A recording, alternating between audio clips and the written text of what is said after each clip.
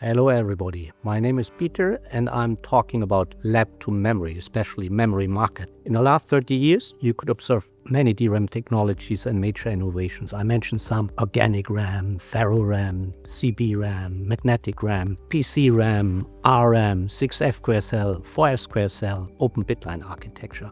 A lot of things, but most of them flopped or failed. And now we see again a renaissance of those technologies. Why? How is this possible? The path from lab to memory is long. And the major reasons why they didn't work in the past, but maybe now, is underestimation of the last 50 meters of the race, not invented at the right moment of time, and the third reason, thought to be impossible.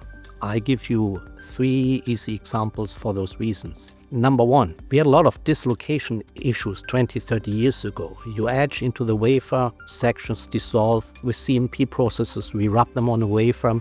You got leakages on DRAM with thousands of wordline drivers. You couldn't get the yield above 60%. It failed. Other reason is you're coming at the wrong time.